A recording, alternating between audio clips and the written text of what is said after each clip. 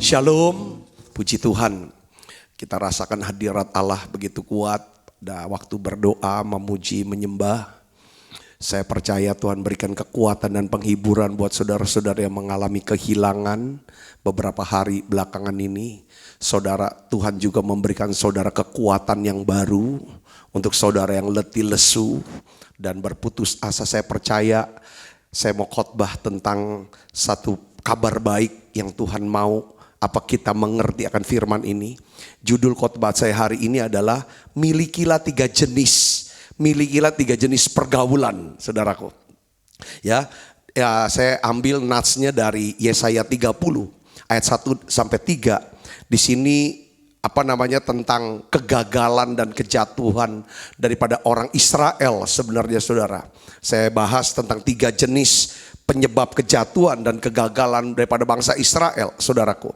Dari ayat 1 sampai ke 3, kita baca sama-sama. 1, 2, 3. Celakalah anak-anak pemberontak. Demikianlah firman Tuhan. Yang melaksanakan suatu rancangan yang bukan daripadaku. Yang memasuki suatu persekutuan yang bukan oleh dorongan rohku. Sehingga dosa mereka bertambah. Yang berangkat ke Mesir dengan tidak meminta keputusanku, untuk berlindung pada Firaun dan untuk berteduh di bawah naungan Mesir. Tetapi perlindungan Firaun akan memalukan kamu, dan perteduhan di bawah naungan Mesir akan menodai kamu. Katakan amin, saudaraku. Nah, ada 3 jenis penyebab daripada, kalau saudara baca di dalam Yesaya pasal 30, ini dijelaskan dengan jelas, saudaraku, tentang apa sih yang menyebabkan bangsa Israel mengalami kejatuhan. Saudaraku, mengalami kegagalan dan juga mengalami pembuangan pada masa itu, saudaraku. Ya, Tuhan katakan ada tiga penyebab. Yang pertama adalah mereka melaksanakan suatu rancangan yang bukan daripada Tuhan. Ya, mereka melaksanakan suatu rancangan yang bukan daripada Tuhan. Kenapa mereka buat rancangan yang datang yang bukan dari Tuhan? Ya karena mereka nggak pernah nanya, ya kan? Nanya Tuhan, nggak pernah mau dengar firman Tuhan. Ya, saudaraku, itu yang pertama. Rancangannya buat rancangan sendiri. Mereka tuh nggak bergaul dengan firman. Itu pertama. Yang kedua, mereka memasuki persekutuan yang bukan oleh dorongan roh. Jadi kita lihat di sini, mereka tuh tidak bergantung dengan roh Allah. Mereka tuh bergantung, saudara, dengan kekuatan sendiri. Saudaraku, jadi didorong oleh motif sendiri. Kalau istilahnya di dalam perjanjian baru, oleh keinginan dagingnya, bukan oleh roh. Itu penyebab yang kedua kegagalan mereka. Yang ketiga adalah mereka berangkat ke Mesir untuk berlindung pada Firaun. Kalau zaman sekarang mah kata Mesir dunia. Kita pakai cara-cara dunia yang bertentangan dengan firman Tuhan. Firaun ini kan lambang daripada apa? Penguasa dunia.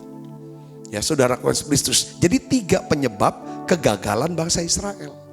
Saya juga melihat, saudara, ya, beberapa daripada anak-anak Tuhan, mereka gagal, jatuh, ya saudara, entah dalam bisnis, dalam keluarga, dalam studi, dalam pergaulan, dalam apapun, saudara.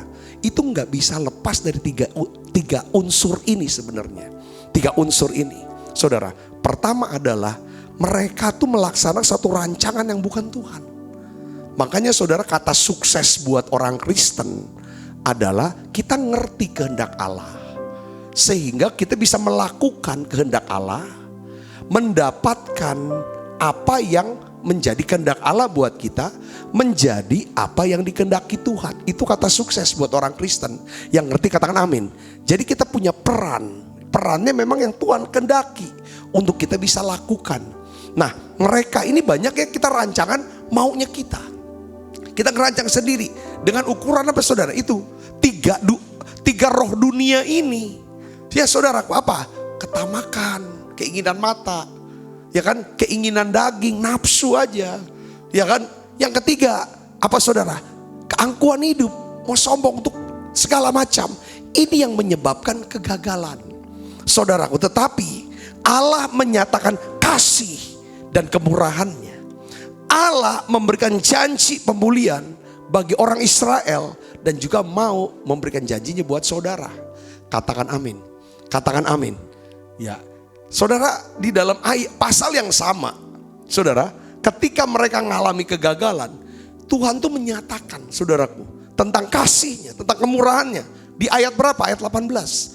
Yesaya 30 ayat 18 mengatakan begini, saudaraku. Yesaya 30 ayat 18 kita akan baca sama-sama. 1, 2, 3. Sebab itu Tuhan menanti-nantikan saatnya hendak menunjukkan kasihnya kepada kamu. Jadi Tuhan tuh nungguin untuk menunjukkan kasihnya kepada kamu. Sebab itu, apa saudara, baca yang keras, Ia bangkit hendak menyayangi kamu. Sebab Tuhan adalah Allah yang adil. Berbahagialah semua orang yang menanti-nantikan Dia. Nantikan Tuhan, tungguin Tuhan sampai Dia berfirman kepada kita, memberikan nasihat kepada kita, memberikan perintahnya kepada kita. Ya, saudaraku. Nah, ini yang pentingnya bergaul dengan Tuhan, dengan Roh Kudus, saudaraku. Nah, di sini. Udah, nantikan Tuhan. Dia ingin menunjukkan kasihnya. Maksudnya Tuhan mau pulihkan saudara. Tuhan mau sembuhkan saudara. Katakan amin. Nah, caranya gimana? Kalau Tuhan mau tolong kita, mau pulihkan kita, caranya gimana? Ini loh saudara.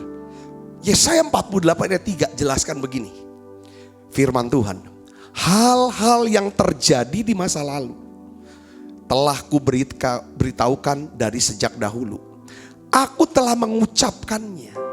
Aku telah mengabarkannya. Kemudian baca yang keras, 1, 2, 3. Kemudian apa? Dengan apa? Sekonyong-konyong. Dengan apa? Sekonyong-konyong.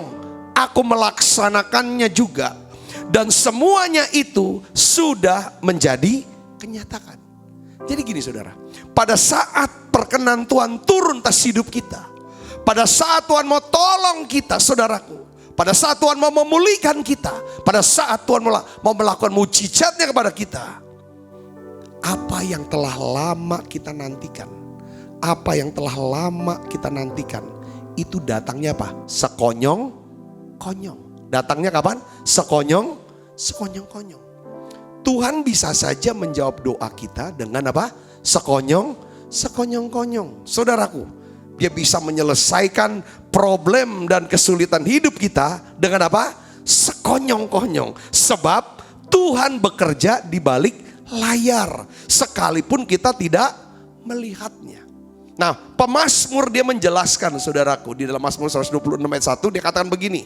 Ketika Tuhan memulihkan keadaan Sion, keadaan kita seperti orang-orang yang apa?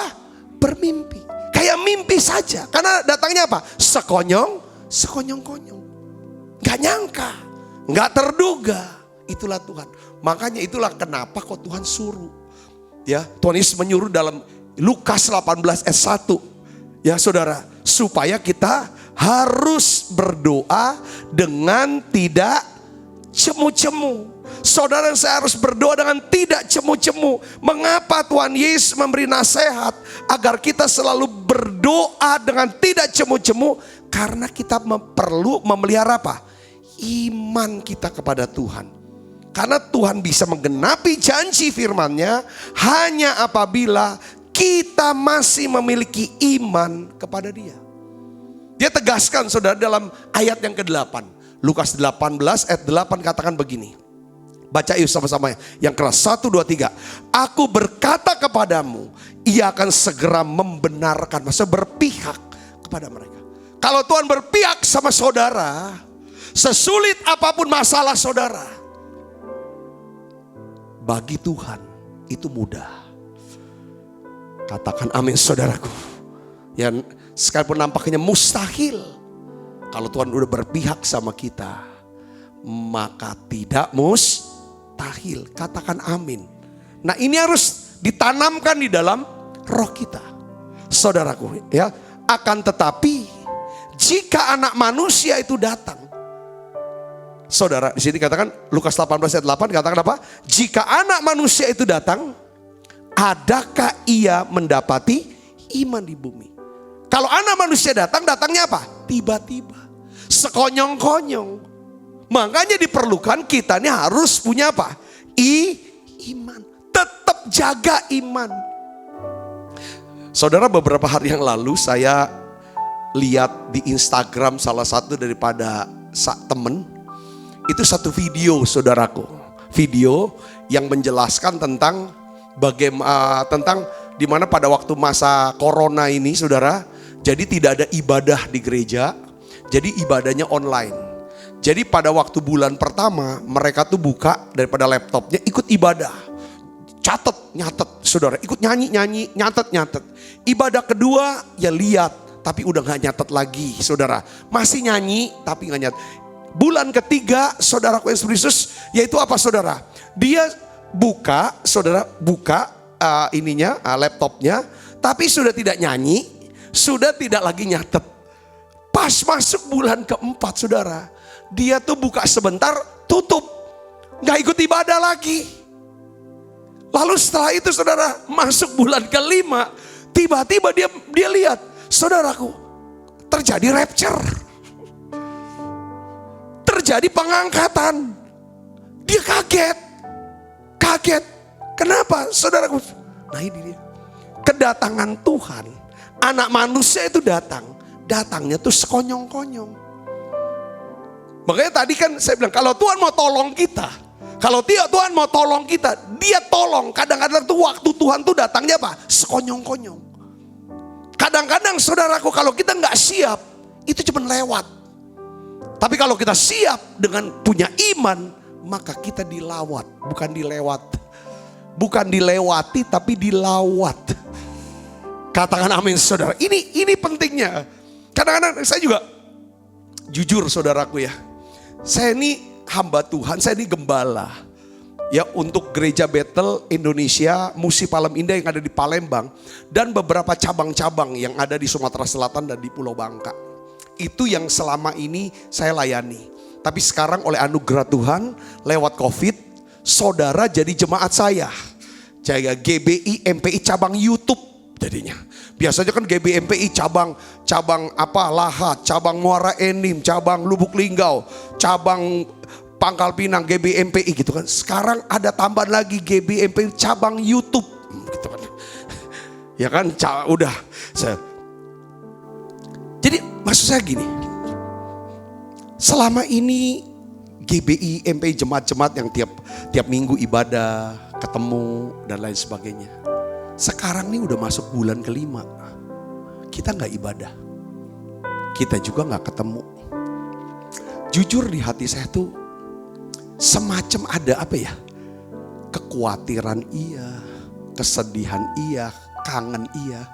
Cuman yang saya pikirkan adalah Tuhan, yang selalu saya doakan adalah Tuhan, tidak ada satupun di antara kami yang gugur imannya.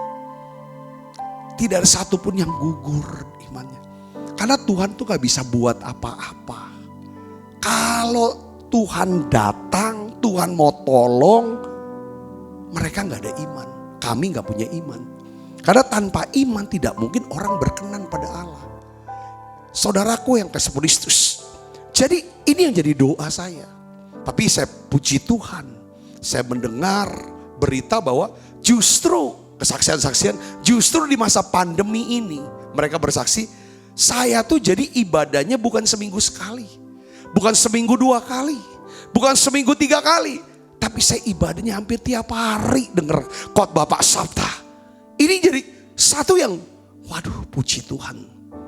Ibu bapak saudara yang kasih Kristus, kalau kita bisa memelihara iman kita, sesungguhnya kita sedang membuat ruangan bagi Tuhan untuk melakukan mujizat di dalam hidup kita. Katakan amin.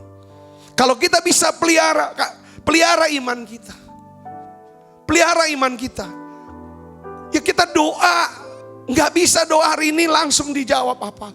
Kita harap, tapi Tuhan hanya minta, jangan cemu-cemu doa. Ditutup dengan ayat 8. Jika anak manusia datang, adakah dia menemukan iman di bumi ini? Kita bahas, ya kan, kejahatan orang Israel 3 hal. Karena mereka menuruti rancangan mau-maunya sendiri aja. Mereka tidak mau ngikuti kehendak Tuhan, nggak ngerti kehendak Tuhan. Karena mereka nggak punya firman. Itu penyebab yang pertama. Mereka gagal, mereka jatuh. Orang Kristen juga banyak kena masalah besar. Karena apa? Karena hanya nurutin, maksain kehendak sendiri. Mereka nggak ngerti kehendak Tuhan, nggak mau tahu dengan kehendak Tuhan, nggak mau lakukan. Udah. Yang kedua, ya masuk dalam persekutuan nggak sesuai dengan roh. Dipimpinnya mau daripada daging, bukan Roh Kudus. Yang ketiga, berlindung di Mesir, berlindung dengan Firaun. Persekutuannya dengan mau backing Firaun. Ya Tuhan tuh memang kalau memberkati kita lewat hubungan, tapi Tuhan tidak mau kita bergantung dengan manusia. Yang ngerti katakan amin. Nah, hari ini ada 3 faktor. Bagaimana caranya kita pelihara iman? Karena kita tahu bahwa janji Tuhan itu digenapi. Itu datangnya tuh tiba-tiba. Seringkali tiba-tiba. Saudara tahu ketika hari Pentakosta, mereka juga, Tuhan Yesus gak bilang, kamu doa, kamu tinggal di kota Yerusalem, tungguin deh janji Bapak tentang Roh Kudus. Tuhan gak bilang, nunggu aja 10 hari, nanti hari 10 ada, enggak. Waktunya dikasih tahu. Tapi Alkitab bilang di dalam Kisah pasal 2, tiba-tiba. Yang saudaraku, Kisah pasal 2 ayat berapa ya? Kisah pasal 2 ayat yang kedua. Ayat 1, ketika tiba hari Pentakosta, semua orang percaya berkumpul di satu tempat. Tiba-tiba apa? Turunlah dari langit suatu bunyi seperti tiupan angin keras yang memenuhi seluruh rumah di mana mereka duduk. Dan tampaklah kepada mereka lidah-lidah seperti nyala api yang bertebaran dan hinggap pada mereka masing-masing. Maka penuhlah mereka dengan Roh Kudus. Lalu mereka mulai berkata-kata dalam bahasa lain seperti yang diberikan oleh Roh itu kepada mereka untuk mengatakannya. Jadi janji ini saudara itu dari zaman kitab Nabi Yoel. Itu janji Allah, akan ada terjadi pencurahan Roh Kudus. Lalu sebelum Yesus naik ke surga, Yesus juga berjanji akan ada datang Roh Kudus. Nah, datangnya janji Tuhan, datangnya tiba-tiba. Makanya perlu dalam posisi apa? Posisi berdoa mereka datang. Posisi doa. Yang ngerti katakan amin. Nah, saya ingin ajak saudara, ada 3 faktor penting untuk memelihara iman. Itu berdasarkan daripada kisah. Saya senang dengan kisah ini saudara. Lukas pasal 5. Kisah Simon Petrus. Ini dahsyat. Dari orang yang bukan siapa-siapa. Menjadi seseorang yang sangat penting. Sangat besar artinya. Punya dampak besar dalam hidupnya. Jadi kita berpikir gini ya. Simon ini bukan siapa-siapa. Hanya nelayan biasa. Tapi Simon bisa jadi orang besar. Orang hebat. Ya saudaraku, itu karena apa? Ini karena 3 hal. Simon bergaul dengan 3 hal. Saudara juga bisa kok. Kita juga bisa kok. Kita bukan siapa-siapa. Tapi kalau kita bergaul dengan 3 jenis pergaulan. Ini yang judul khotbah saya. Ya kan, 3 jenis pergaulan. Ya kan, yang harus kita miliki. Yang pertama, kita perlu bergaul dengan apa? Firman Tuhan. Kita perlu bergaul dengan apa? Firman Tuhan. Saya pakai kata bergaul. Kalau bergaul itu adalah apa saudara? Ada waktu yang teratur. Ada komunikasi yang teratur. Ada saling percaya satu dengan yang lain. Itu namanya bergaul. Kita tidak bisa bergaul kalau kita nggak pernah mau menyediakan waktu. Kalau kita nggak bisa bergaul kalau kita nggak pernah mau ngomongan. Kita nggak bisa bergaul kalau kita saling curiga. Jadi ya kata bergaul saya pakai istilah ini karena ada 3 unsur ini. Time, talk, and trust. Time, talk, and trust. Time waktu, talk bicara. Yang ketiga adalah trust, saling percaya. Jadi saya percaya saudaraku, karena Simon Petrus dia bergaul dengan firman. Firman yang menjadi manusia, namanya siapa? Yesus. Saudaraku, kita lihat Simon hidupnya punya dampak besar buat kerajaan Allah. Kalau saudara bergaul dengan firman, saya percaya Allah pun akan mengubah hidup saudara. Saya bergaul dengan firman, saya bisa membagikan firman Tuhan buat hidup saudara. Bagaimana saudara kita harus bergaul? Coba kita lihat contohnya. Lukas 5 ayat 3 sampai 4. Kita baca sama-sama. 1, 2, 3. Ia naik ke dalam salah satu perahu itu, yaitu perahu Simon, dan menyuruh dia supaya menolakkan perahunya sedikit jauh dari pantai. Lalu ia duduk dan mengajar orang banyak dari atas perahu. Setelah selesai berbicara, ia berkata kepada Simon, bertolaklah ke tempat yang dalam dan tebarkanlah jalamu untuk menangkap ikan. Saudara, di sini betapa pentingnya memiliki kerinduan, betapa pentingnya memiliki kerinduan untuk mengenal atau mengetahui kehendak Tuhan yang lebih dalam di dalam hidup kita. Oleh sebab itu kita perlu belajar, terus dalemin daripada firman Tuhan atau Alkitab. Nah, di dalam 2 Timotius 3 ayat 16 itu dikatakan begini saudara. Segala tulisan yang diilhamkan Allah memang bermanfaat untuk apa? Mengajar. Saudaraku, mengajar. Untuk menyatakan kesalahan. Untuk memperbaiki kelakuan. Untuk mendidik orang dalam kebenaran. Semakin kita mengenal firman Tuhan, saudaraku, semakin kita berani melakukan firman Tuhan, semakin berani kita melakukan firman Tuhan, saudaraku Yesus Kristus, maka kita semakin diperbaharui di dalam roh dan pemikiran kita. Kita akan semakin mengerti kehendak Tuhan. Katakan amin. Jadi kita ini perlu bergaul dengan firman Tuhan agar kita bisa mengerti kehendak Tuhan. Kita bisa tahu kehendak Tuhan lewat apa? Perkataan firman-Nya. Apabila kita bisa mengerti kehendak Tuhan, saya yakin dan percaya kita akan jadi orang yang berhasil dan beruntung. Katakan amin. Saya kasih contoh gini. Saudara yang pernah kuliah, yang pernah nulis skripsi, saudara ngerti nih cerita saya. Begini, kalau kita bisa ngerti maunya atau kehendak dosen pembimbing kita, itu maunya apa? Maka penyusunan tugas akhir skripsi kita relatif akan lebih lancar, lebih cepat kelarnya. Benar gak saudaraku? Dan kita akan bisa dapat nilai yang terbaik. Sebaliknya, kalau kita gak ngerti kehendak dosen pembimbing ini maunya apa, kita udah nulis begini, disalahin. Sudah cari gini, disuruh bongkar. Suruh ini lagi, riset yang ini lagi. Udah di riset ini kan, dia bilang enggak, kasih bilang enggak gitu. Saudaraku, sampai kapanpun gak ada ujungnya frustrasi kita. Tapi kalau kita bisa ngerti kehendaknya itu apa. Jadi makanya kita harus nanya dulu. Pak, saya punya judul ini. Saya rencananya mau meneliti ini.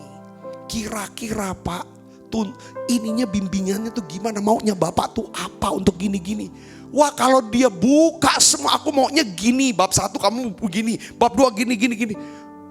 Apa yang terjadi saudaraku yang Yesus? Lancar. Ya saya pernah nyusun. Ya seperti itu.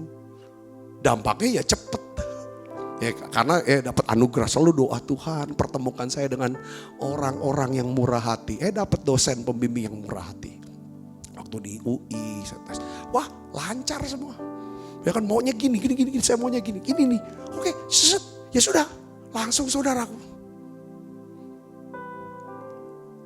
Ketika saudara sedang mengajukan satu usulan misalnya, entah proyek lah, entah apapun, kita kan harus cari penentunya, siapa pemegang keputusan atau persetujuan. Kalau kita bisa berbicara, kata tanda kutip, melobi dengan positif, Supaya kita bisa ngerti maunya kerjaan itu apa. Beliau ini maunya apa. Saya yakin pekerjaan itu mudah lancar. Katakan amin. Saudara juga kalau saudara punya bos, punya komandan, punya atasan yang bekerja, saudara bekerja atas perintah mereka. Kalau kita bisa ngerti kehendaknya, seleranya, maunya itu. Nah, untuk bisa tahu maunya apa, kita tuh harus banyak dengerin omongannya dia. Kita udah tahu kata-katanya dia tuh mau apa. Kayak kita tahu presiden kita nih, Presiden Pak Jokowi. Kita tahu kehendaknya tuh apa. Dia punya hati yang besar untuk majukan bangsa ini. Moto dia kerja. Kerjanya tuh yang penting ada hasil. Bukan prosedur panjang. Itu kita tahu itu caranya. Yang penting ada hasil. Kamu kerja ada hasilnya apa? Kerja hasilnya apa? Oh, dia tahu. Ya sudah, kalau kita bisa ngerti kehendaknya. Udah tahu. Kenapa kan? Dengerin omongannya. Saudaraku, kenapa kita harus bergaul dengan firman? Supaya kita bisa ngerti kehendak Tuhan itu apa buat kita. Maunya Tuhan tuh ini apa. Saudaraku Kristus, Simon berani melakukan perintah firman Tuhan. Sekalipun perintahnya itu tidak masuk akal. Sebab apa? Sebab Simon mengerti bahwa perintah Tuhan itu adalah apa? Kehendak Tuhan yang patut dilaksanakan. Di dalam Lukas 5 ayat 5 katakan begini saudara. Simon menjawab. Baca yang keras yuk. 1, 2, 3.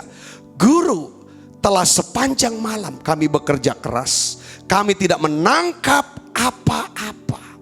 Tetapi karena engkau menyuruhnya, aku akan menebarkan jala juga.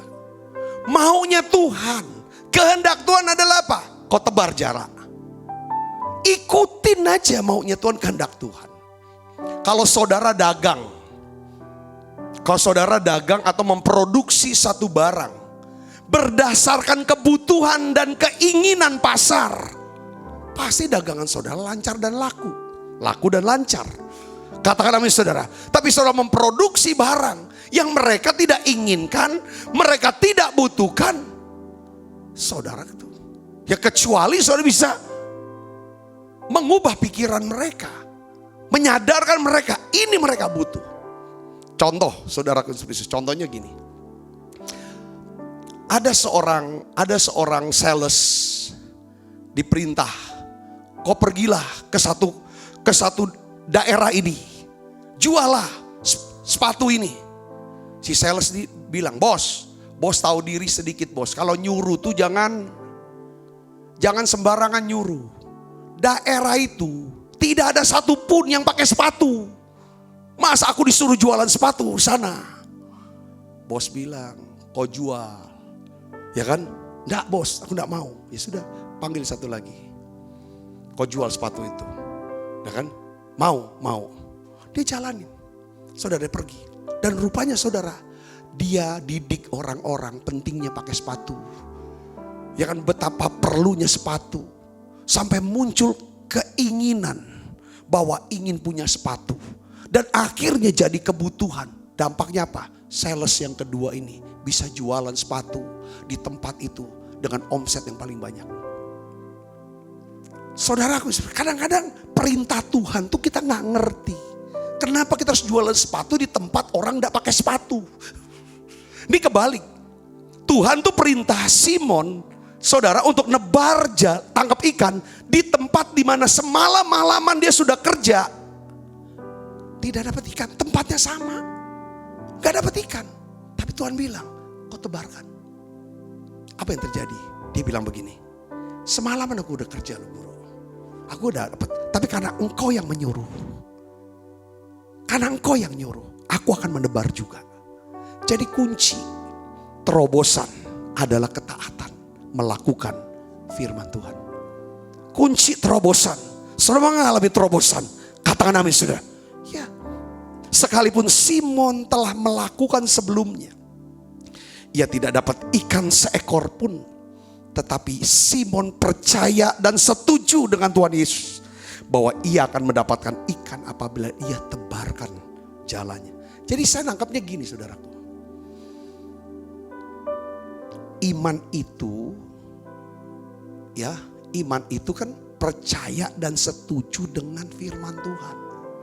Kita bilang aku punya iman, itu harusnya kita percaya dan setuju, bukan kita bantah. Yang ngerti katakan amin.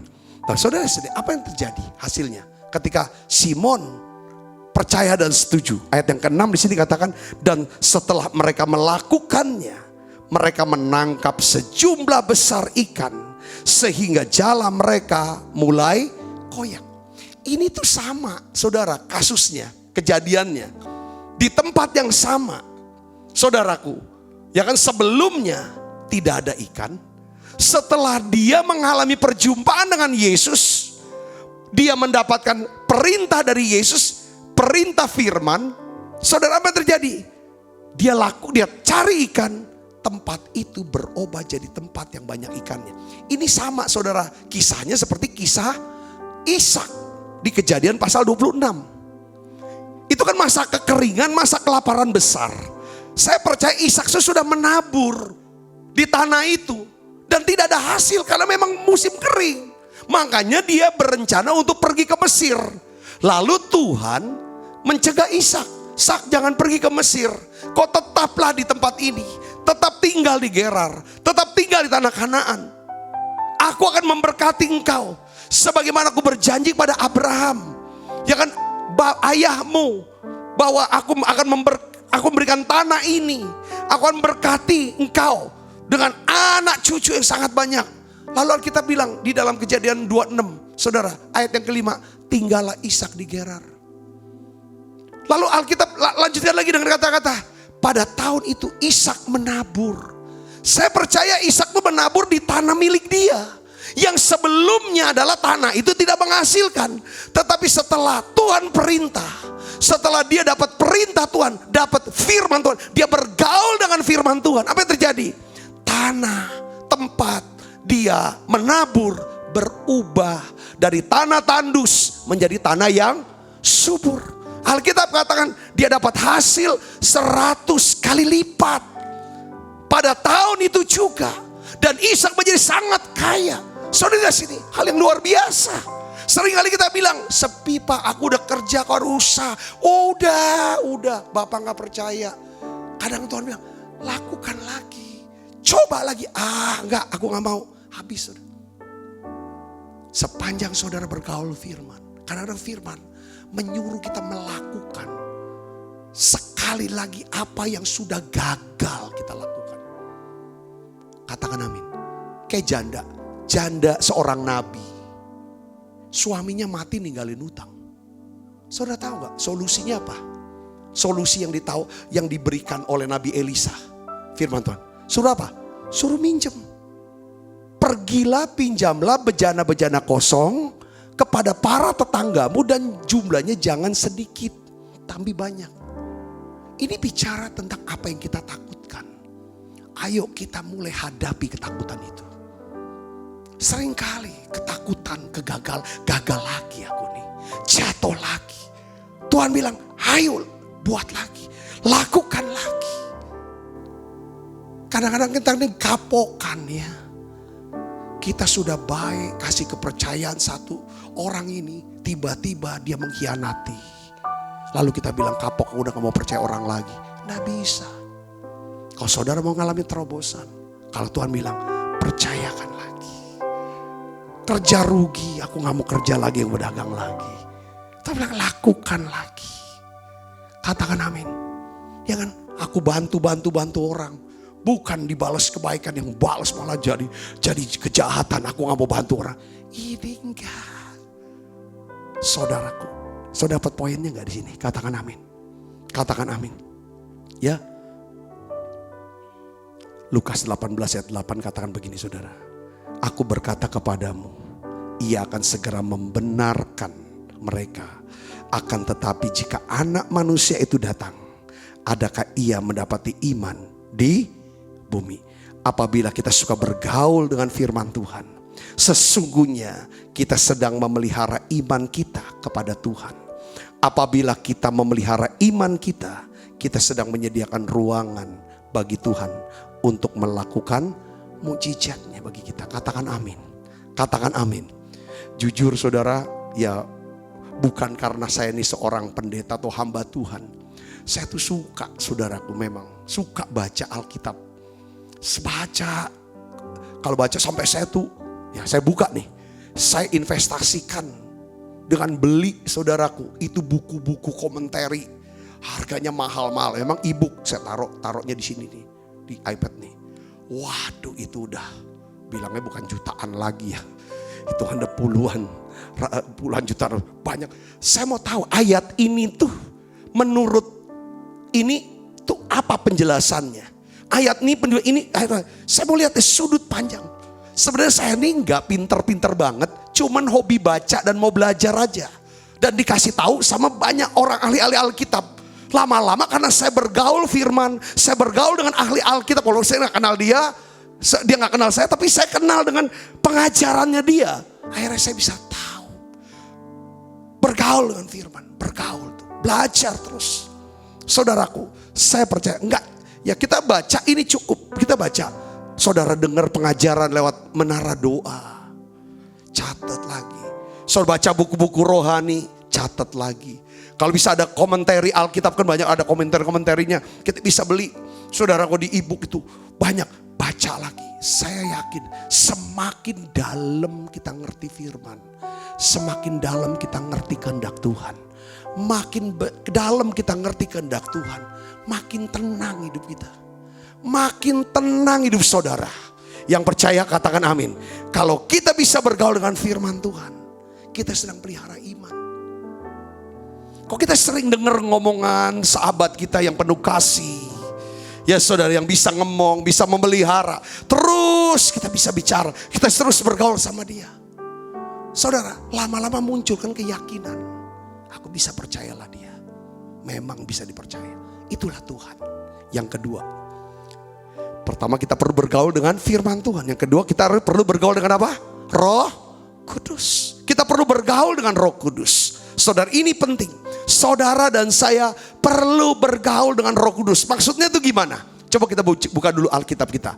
Lukas 5 ayat 6.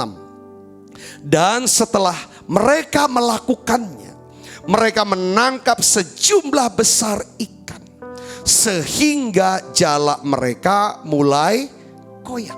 Setelah mereka melakukannya, maksudnya melakukan firman Tuhan, menebarkan jala, mereka menangkap sejumlah besar ikan sehingga jala mereka mulai koyak. Sekarang saya mau nanya saudara gini, di manakah kita melihat peranan Roh Kudus dalam kisah Simon Petrus ini? Di mana saudara? Kita lihat di sini. Ya, ini saya punya pemikiran yang saya diajarin Tuhan. Roh Kuduslah yang berperan mempertemukan Simon Petrus dengan siapa? Yesus saat itu di tepi danau Galilea. Ini yang namanya golden connection. Ini atau divine connection. Saudaraku, tidak nyangka tiba-tiba kok bisa seseorang minta izin masuk ke dalam perahunya. Seorang yang dia tidak kenal, seorang asing, tapi karena memang hatinya baik, murah hati, suka nolong, gak keberatan ada orang asing minjem sebentar perahunya. Jadi kata kunci saudaraku, saya melihat isi ini memang dasarnya Simon ini orangnya baik. Kalau kita ini orangnya hitungan, curigaan, gak percayaan, pelit, saudaraku, agak sulit dapetin yang namanya ngalamin golden connection. Karena ya paling ketemunya orang pelit, ya ketemu orang pelit dong pasti. Orang murah ketemu. Sorry, saya bicara seperti ini. Ini kita lihat saudara, dia ketemu. Saya lihat, iya murah hati banget. Orang asing loh. Dia, boleh saya pinjam perahunya? Boleh. Silakan. Sekarang tolakan dong lebih dalam dikit. Ya, ini loh saudara. Ini siapa yang berperan? Roh Kudus. Yang kedua, Roh Kuduslah yang menyebabkan Simon mengerti betapa pentingnya perintah Tuhan Yesus untuk keberhasilannya menangkap ikan pada saat itu. Kalau dia nggak nganggap penting omongan Yesus, dia nggak mau lakukan kok. Saudara kalau nggak nganggap penting firman Tuhan, nggak nganggap penting omongan orang, so nggak mau dengerin. Dan ini peranan Roh Kudus, saudaraku, yang bisa ini orang penting ini, omongan ini. Makanya dia langsung dia tebar. Saya sudah lakukan loh, tapi karena engkau yang menyuruh. Ini kata-katanya penting. Karena perkataan yang penting, pasti ini orang penting. Mau didengarkan, dia lakukan. Jadi yang bisa bukain pikiran Simon Petrus, kalau omongan daripada Yesus, perkataan Yesus ini penting, itu Roh Kudus. Yang ngerti katakan amin. Ya saudaraku, kadang kita abaikan. Ini bicara apa? Ini bicara tentang kita kenal di sini. Jadi Simon ini rendah hati. Nggak bilang, aku dengernya sejarahmu tuh tukang kayu. Nggak, kenapa kok nasihati saya seorang nelayan profesional? Kamu tahu apa? Enggak, itu Roh Kudus punya tuh. Kadang-kadang kita harus buang nih atribut kita. Entah orang kaya, orang terkenal, orang berpangkat, tua. Kadang-kadang itu yang kadang-kadang menghalangi kita. Menghalangi pikiran kita dan mata kita. Untuk bisa mendengarkan perkataan penting yang harus kita dengarkan dan lakukan. Ini penting saudara. Ini oleh kerendahan. Makanya kenapa kok untuk Panglima Naaman, Panglima perang yang namanya Naaman, syarat dia untuk menerima mujizat kesembuhan adalah apa? Mandi kamu 7 kali di sungai Yordan. Ya, mandi. Itu artinya apa saudara? Semua atribut apa? Tanda jasa di sinilah, bintang kehormatan di sinilah. Wah, apalagi 17 Agustus ini banyak pada menerima bintang jasa.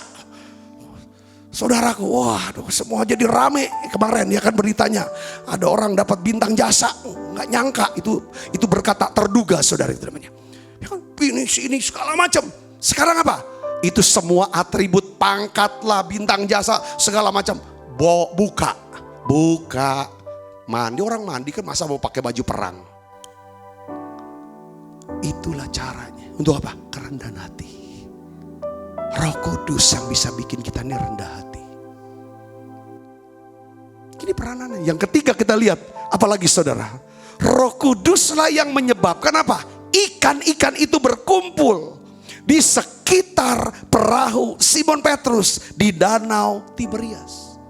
Jadi saya mau kasih tahu, golden connection atau divine connection ini bukan cuman Tuhan menghubungkan kita dengan orang atau Tuhan mempertemukan kita dengan orang, tapi Tuhan bisa pertemukan kita dengan rezeki kita, dengan ikan-ikan kita. Yang ngerti katakan saudaraku, yang dimana tempat tidak ada ikan, karena Roh Kudus tempat itu jadi ikan. Di mana tanah itu tidak cuma lumpur pasir, tiba-tiba berubah jadi apa? Batu bara. Ada batu bara di situ, ada emas di situ. Katakan amin saudara. Ini Roh Kudus yang bisa buat. Semuanya bisa. Yang membuat toko saudara bisa didatengin oleh pelanggan. Yang menyebabkan klien saudara bisa datang. Yang menyebabkan para bos memberikan kepercayaan sama saudara. Itu siapa? Roh Kudus. Kita bisa ketemu si A tanpa terduga. Makanya persiapan kita adalah kalau anak manusia ini datang, adakah iman di bumi ini? Maksudnya apa saudara? Anak manusia bicara, ini adalah Tuhan yang dari sorga. Datang untuk bawa berkatnya, datang untuk menolong kita. Tapi dia mau lihat, ada gak iman? Orang yang beriman pasti orang yang apa? Rendah hati, murah hati, besar hati, baik hati, dan hati-hati. Siapin hatinya nih. Karena semua Tuhan lihatnya di hati. Di roh ini hati. Maka jagalah hatimu dengan segala kewaspadaan. Jangan rusakin hati. Jangan rusakin perasaan saudara. Dengan kecewa, dengan marah, dengan kebencian, dengan kesombongan, dengan kepahitan. Jangan, jaga ini nih. Karena bisa tiba-tiba seseorang asing minjem perahu saudara. Dan dialah yang mempertemukan saudara dengan apa? Ikan-ikan saudara. Katakan amin saudaraku. Amin. Kau Tuhan, penolong dalam hidupku. Ku percaya hanya kepadamu. Kau menuntutku dan tuntun langkahku. Yesus, Yesus, Kau perlindunganku. Mari kita nyanyikan lagu ini saudara. Kau Tuhan, kekuatan dalam hidupku, penolongku dalam kesesakan. Kau gunung batuku dan pertahananku. Yesus, Kau kemenanganku. Yesus, mari buka suaranya. Yesus, padamu ku berseru, Kaulah penyelamatku. Terpujilah Kau Tuhanku. Mulutku memuji nama-Mu sepanjang umur hidupku. Terpujilah Kau Tuhanku di atas segalanya. Jadi saudaraku, kita perlu bergaul dengan Roh Kudus untuk memelihara iman kita. Katakan amin saudara. Ya, orang yang bergaul dengan Roh Kudus adalah orang yang hidupnya penuh dengan apa? Damai, sejahtera. Hidupnya penuh dengan apa? Sukacita. Ini saya mau gaul dengan Roh Kudus. Ya gimana sih caranya kita bisa bergaul dengan Roh Kudus dengan membangun kebiasaan. Kebiasaan apa yang kita perlu bangun? Membiasakan diri, menaikkan nyanyian, pujian, ucapan syukur kepada emang perlu waktu sih kembali. Bergaul kan perlu waktu, perlu komunikasi dan saling percaya. Itu gaul. Caranya gimana? Ya persembahan kita itu adalah nyanyian pujian. Nyanyian pujian, ucapan syukur. Waktu kita memuji, kita mengungkapkan rasa hormat dan rasa kagum kita. Kita memuji Tuhan, ya kan, sebagai ungkapan rasa kagum dan rasa hormat kita. Yang ketiga, kita naikkan syukur sebagai rasa syukur kita. Ini rasa kagum, rasa hormat, rasa syukur harus dipelihara.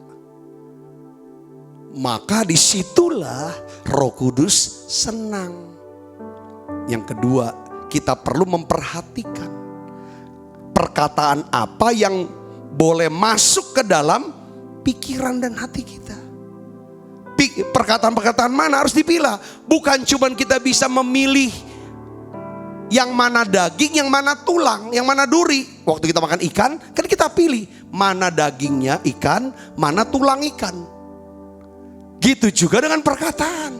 Tidak semua perkataan harus kita pikirkan. Harus kita ucapkan lagi. Harus kita renungkan lalu masuk dalam hati. Enggak semua perkataan. Apalagi perkataan-perkataan yang bikin menghancurkan iman kita. Melemahkan kita. Tidak usah. Yang ngerti katakan amin. Itu kalau kita mau bergaul dengan Roh Kudus. Yang ketiga adalah kita harus melatih. Saudaraku, hanya perkataan yang berguna dan yang membangun yang boleh keluar dari mulut. Ini kan latihan, saya juga latih ini. Kalau nggak penting banget, nggak berguna, nggak bangun, bisa nggak saya nggak usah ngomong. Makanya bukan berarti kita harus serius banget, nggak ada bercandanya. Ya kalau bercanda ngocol akhirnya nggak guna banget, kan bocorin yang namanya urapan yang di dalam. Katakan amin saudaraku. Ya kan? Yang keempat adalah kita perlu membiasakan diri. Apa saudara? Berdoa syafaat bagi orang. Kalau kita suka bersyafaat, itu ngurangin ngomongan menghakimi orang. Ngurangin kita mengadili orang, menghakimi orang, nilai orang. Jelekin orang, rendah. Itu kalau kita suka bersiapan. Kalau siapa doa, angkat doa, Tuhan tolong berkati. Ini cara kita bergaul dengan Roh Kudus. Katakan amin. Kalau kita suka bergaul dengan Roh Kudus, sesungguhnya kita sedang memelihara iman kita. Kalau kita pelihara iman kita, kita sedang menyediakan ruangan bagi Tuhan untuk melakukan mujizat dalam hidup kita. Katakan amin. Yang ketiga, yang terakhir, kita perlu bergaul dengan sesama saudara seiman atau orang-orang benar. Orang benar. Ya, kita lihat saudara sini, Lukas 5 ayat 6 dan 7, kita baca sama-sama. 1, 2, 3. Dan setelah mereka melakukannya, mereka menangkap sejumlah besar ikan sehingga jala mereka mulai koyak. Lalu mereka memberi isyarat kepada teman-temannya di perahu yang lain supaya mereka datang membantunya. Dan mereka itu datang, lalu mereka bersama-sama mengisi kedua perahu itu dengan ikan hingga hampir tenggelam. Saudara lihat sini, saudaraku, akhirnya Petrus pun yang dapat ikan banyak butuh bantuan sahabat-sahabatnya. Kalau dia tidak dibantu oleh sahabat-sahabatnya sesama nelayan, maka ikan itu gak ada gunanya lagi. Kenapa? Dia akan tenggelam bersama dengan ikannya. Ini message-nya apa? Jangan tamak, jangan serakah. Kita harus bisa berbagi gitu loh. Nah inilah makanya saudaraku yang Yesus, ya saudara, ya kan, kita membutuhkan sesama saudara seiman untuk bisa membangun iman kita. Katakan amin. Melalui apa? Melalui fellowship di dalam doa bersama. Fellowship sama-sama. Kadang-kadang kita fellowship, doa bareng, makan bareng, doa, sharing firman. Itu sangat berguna saudaraku. Oh iya, misalnya tiba-tiba, oh iya saya ini, kalau misalnya sakit misalnya kan, udah doa. Ya, mau ke dokter apa ya? Saya tuh kenal dokter ini. Ayo itu bisa jalan. Terus saudara mungkin sedang mengalami masalah keuangan. Saya tuh waktu sedang mengalami masa ini, saya lakukan ini. Jadi sharing untuk kehidupan sehari-hari. Kita membutuhkan sesama orang percaya. Jadi yang kedua adalah mendengarkan melihat dan kesaksian hidup mereka. Kita lihat mereka. Oh dia begini. Saling melayani satu dengan yang lain. Ini kita butuh satu dengan lain. Saya percaya, saudara, saya ingat ya, segala yang baik yang disediakan Tuhan dialirkan lewat apa? Hubungan. Kita udah belajar itu. Amin. Kalau Tuhan mau menolong dan memberkati kita, Tuhan akan mengirim orang-orang tertentu untuk datang mendukung kita. Mereka datang untuk membangun dan melindungi kita. Orang-orang yang membangun engkau datang bersegera, tetapi orang-orang yang merombak dan merusak engkau meninggalkan engkau. Jadi gini saudara, apabila kita suka bergaul dengan sesama saudara seiman yang penuh firman dan Roh Kudus, sesungguhnya kita sedang memelihara iman kita kepada Tuhan. Apabila kita memelihara iman kita, sesungguhnya kita sedang menyediakan ruangan bagi Tuhan untuk melakukan mujizat dalam hidup kita. Katakan amin. 3. Saudara bergaul 3 hal. Pertama, bergaul dengan firman supaya kita tidak melakukan, saudaraku, ya kan, tidak melakukan suatu rancangan yang bukan dari Tuhan. Kalau kita tahu firman, kita melakukan sesuatu yang adalah rancangan Tuhan. Katakan amin saudaraku. Kita bergaul dengan Roh Kudus supaya ya saudara, kita bisa memasuki satu persekutuan. Kita bisa dipertemukan dengan golden connection, orang-orang. Kita bisa melihat keajaiban Tuhan dan hidup kita diubahkan. Bergaul dengan Roh Kudus. Roh Kudus itu siapa? Allah sendiri. Allah yang ada dalam kita. Serahkan setiap hari hidup saudara kepada siapa? Roh Kudus. Serahkan. Biarlah dia kuasai, dia yang pimpin. Kalau saudara bergaul dengan dia, tandanya saudara memiliki apa? Kelegaan, rest. Intimacy brings rest. Rest itu apa? Lega, tenang, tentram. Ada damai sejahtera, ada sukacita. Yang ketiga, kita perlu bergaul dengan orang-orang yang penuh firman dan penuh Roh Kudus supaya iman kita naik. Tuhan Yesus berkati. Yuk kita akan bangkit berdiri Ibu Bapak.